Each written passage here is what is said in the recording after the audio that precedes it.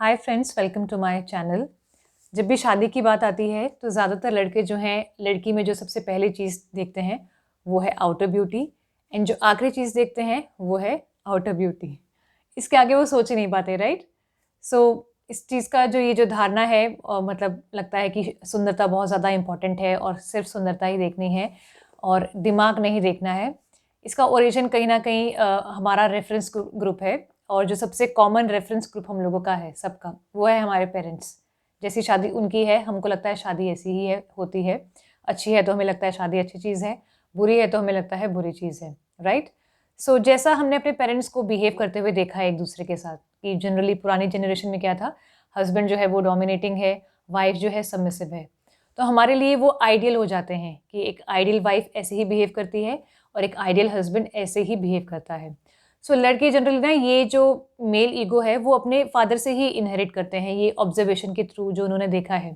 पर बहुत गलत चीज़ है ये, क्योंकि शादी के लिए ना ऐसा नहीं है कि अगर आपको चॉइस मिलती है कि एक इंटेलिजेंट वुमन है जो शायद बहुत ज़्यादा गुड लुकिंग नहीं है, और दूसरी तरफ ऐसी लड़की है जो बहुत गुड लुकिंग है पर दिमाग नहीं है उसमें, इंटेलिजेंट नहीं है, बहुत ही इरिटेटिंग हो सकती है वो। सो इन दोनों में से आपको किसको चूज़ करना चाहिए? आई थिंक अगर आप समझदार हैं, आप अच्छे हैं, आपको एक पीसफुल मैरिड लाइफ चाहिए, तो आपको इंटेलिजेंट लड़की को ही चूज़ करना चाहिए। जो सुंदर है, देखो सुंदरता की एक एक्सपायरी डेट होती है। कोई भी लड़की हमेशा सुंदर नहीं रह सकती, कोई भी लड़का हमेशा सुंदर नहीं रह सकता। तो वो जो बेबी डॉल है, एक दिन तो बेडॉल हो ही जाएँगी, राइट? सो उसके बाद अगर उसके पास दिमाग नहीं है, वो मूर्ख है या उसकी आदतें अच्छी नहीं हैं, तो उसको झेलना आपके लिए बहुत मुश्किल हो जाएगा। जिनके साथ ये चीज़ें हो चुकी हैं, आप उनसे पूछ सकते हो। सो यहाँ पे एक मैं अपना एक्सपीरियंस भी शेयर करूँगी। मेरे ऑफ़िस में क्या था, ज़्यादातर लड़के जो 30s में थे, 30-35 के थे, जो यंग थे और ज़्यादा टाइम नहीं हुआ था उनकी शादियों को। तो मैं देखती थी कि उनका काम तो 7 बजे खत्म हो जा रहा है, फिर भी 10 बजे तक वो ऑफ़िस में बैठे रहते हैं। तो मैंने एक दिन पूछ लिया कि आप लोग क्यों बैठे रहते हो? तो वो लड़के बोले कि घर जाएँगे, वाइफ़ चैं-चैं करेगी, तंग करेगी, सुनती नहीं है, समझती नहीं है, वगैरह-वगैरह, ठीक है? तो मैंने पहले मुझे लगा कि अरे! इनकी वाइफ़ बड़ी मतलब इरिटेटिंग है, ख़राब है। पर मैंने बाद में थोड़ा-सा उसको सोचा तो मुझे लगा कि एक्चुअली वो जो लड़के हैं, वो भी बहुत ही सेक्सिस्ट माइंडसेट के हैं। मतलब वो हमेशा लड़कियों को क्रिटिसाइज़ करते थे। अगर एक मेल क्लाइंट है या कस्टमर है, वो बहस कर रहा है तो बहस करेंगे, उसकी बात मान भी जाएँगे।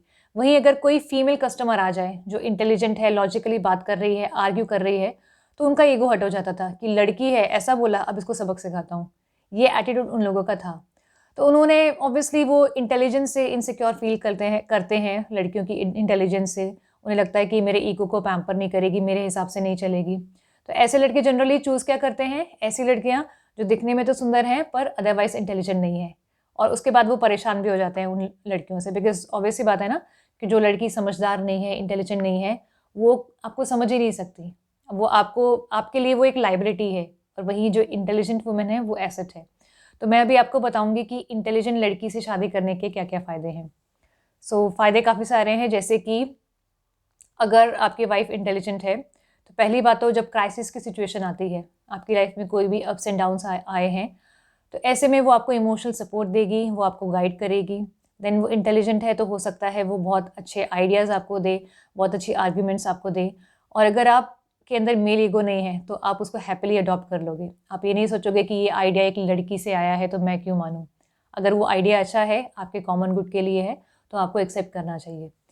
देन एक समझदार लड़की क्या करती है, उसे पता है कि दुनिया कैसे चल रही है, और अगर वो खुद भी वर्किंग है तो वो और ज़्यादा जानती है, क्योंकि वो घर से बाहर जाती है। तो उसको पता है कि आप ऑफ़िस में क्या-क्या इश्यूज़ फ़ेस करते हैं, तो वो उसको समझेगी। आप ऑफ़िस से आएँगे तो वो आपको साँस लेने का टाइम देगी। ये नहीं कि एक लंबी लिस्ट लेके खड़ी हो गई कंप्लेंट्स की और डिमांड्स की कि ये करो, ये नहीं किया, वो नहीं किया, वगैरह-वगैरह। तो ऐसा वो नहीं करेगी। इसके साथ ही जो भी इंटेलिजेंट लड़की है, वो मतलब उसके पास हमेशा, अगर आपकी वाइफ इंटेलिजेंट है, so you will always have something to talk about. Like आपके जो कन्वर्सेशंस होंगे बहुत डीप होंगे, बहुत क्वालिटी कन्वर्सेशंस होंगी। तो इससे आपकी बॉन्ड स्ट्रॉन्ग होती है और आपका प्यार भी बढ़ता है। और जनरली ज़्यादातर कपल्स में आपको क्या देखने को मिलेगा कि स्टार्टिंग में जैसे रिश्ता फिक्स हुआ, शादी अभी हुई नहीं है या नई-नई हुई है, तब तो बातचीत करने के लिए बहुत सारी चीज़ें हैं। बहुत लंबे-लंबे उनके कन्वर्सेशंस रहते हैं, कई-कई घंटे। पर अगर वो इंसान, जब आप उसको ज़्यादा जानते हो, उसके इतने शौक नहीं है, इतना क्यूरियस माइंड नहीं है, तो समय के साथ क्या होता है कि आप उससे कुछ बातें नहीं कर पाते। आपको पता चलता है कि कुछ भी कॉमन नहीं है या वो इंसान आपकी तरह क्यूरियस नहीं है। सो कन्वर्सेशन जो है ना वो बहुत कम हो जाते हैं, और जहाँ कन्वर्सेशन, कम्युनिकेशन ख़त्म हो गया, वहाँ रिलेशनशिप सफ़र करती ही है। सो इसके साथ ही और भी काफ़ी सारे ख़ासियत हैं, जैसे कि इंटेलिजेंट लड़की जो है वो ज़्यादा एडवेंचरस हो सकती है, नई चीज़ों को एक्सप्लोर करेगी, उतनी ज़्यादा एडमेंट नहीं होगी, जो अडियलपना बोलते हैं ना। हमेशा सीखने में बिलीव करेगी, अपने आप को चेंज करने में बिलीव करेगी, प्रोग्रेसिव माइंडसेट होगा, जो कि बहुत इंपॉर्टेंट है। साथ में वो जैसे कि बोलें तो फालतू के खर्चे नहीं करेगी। एक होता है ना जो लड़कियाँ समझदार नहीं हैं, माइंडलेसली शॉप कर रही हैं, पैसे बर्बाद कर रही हैं, टाइम भी बर्बाद कर रही हैं। जैसे कि पूरा दिन टीवी के आगे बैठे रहना, गॉसिप करना, टेक्स्ट मैसेजेस पे, कॉल्स पे, इधर-उधर की बातों में ध्यान देना, फालतू की चीज़ों में। और ऐसे जो माइंड होते हैं ना, जो काम नहीं कर रहे, वेले माइंड जो हैं, कलेश भी वही ज़्यादा करते हैं। सो ये सब फ़ायदे हैं इंटेलिजेंट लड़की के होने के। और अगर वो रिस्पॉन्सिबल भी है, वर्किंग भी है, तो फाइनेंस में तो आपको कंट्रीब्यूट करेगी, पैसे घर की जो पैसा है, इनकम है, वो तो बढ़ाएगी ही। साथ में जो आपकी रिस्पॉन्सिबिलिटीज़ है ना, बहुत सारी वो शेयर कर लेगी। बाहर के जितने भी काम हैं, जैसे कि फाइनेंशियल ट्रांज़ैक्शंस हो गए, बिल पेमेंट हो गया, वगैरह-वगैरह, बच्चों को देखना। वहीं एक्चुअली एक और सेट नोशन है लोगों का इंटेलिजेंट लड़कियों के बारे में, कि इंटेलिजेंट लड़कियाँ तो सुनती नहीं हैं, ज़िद्दी होती हैं, या ऐसा कर देंगी, वैसा कर देंगी, झूठा केस कर देंगी, पता नहीं क्या-क्या आजकल चल रहा है। सो ये देखना ज़रूरी है कि इंटेलिजेंट होना और कनिंग होना, दोनों में फ़र्क है।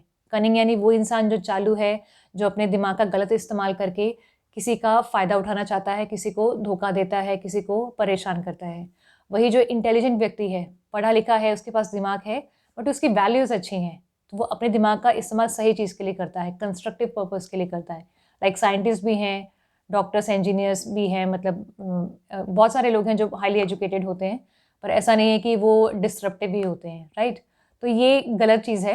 और एक और जो मैंने काफ़ी देखा है कि अगर लड़की बहुत बड़े कॉलेज से पढ़ी है, या जैसे लॉयर है, एलएलबी कर रखा है, तो वो तो उसको तो लॉ की भी नॉलेज है, तो वो तो परेशान करेगी, ऐसा कुछ भी नहीं है। आप वैल्यूज़ देखिए, उसकी नॉलेज जो है वो आपके काम आ सकती है, उसका जो एक्सपीरियंस है वो भी आपके काम आ सकता है। तो जब भी शादी की बात आए तो हमेशा इंटेलिजेंट लड़की को चूज़ कीजिए, ब्यूटी के ऊपर मत जाइए। ब्यूटी थोड़े टाइम टाइम आपको अट्रैक्ट करेगी, ज़्यादा आप कब तक उसको निहारोगे, एक टाइम के बाद तो बोर भी हो जाओगे। लेकिन अगर वो इंटेलिजेंट है, उसके पास अपना दिमाग है, खुद के डिसीजंस खुद लेती है, कन्फ्यूज़ नहीं रहती, कॉन्फिडेंट है, तो वो एक एसेट है आपके लिए, जो आपकी लाइफ़ की आधी प्रॉब्लम्स तो हर लेगी। प्रॉब्लम्स आएँगी नहीं आपकी लाइफ़ में, लाइफ़ बहुत पीसफुल हो जाएगी। सो वीडियो कैसा लगा आप कमेंट करके बताना, इसको शेयर करना, एंड अच्छा लगा तो लाइक करना। Thanks for watching.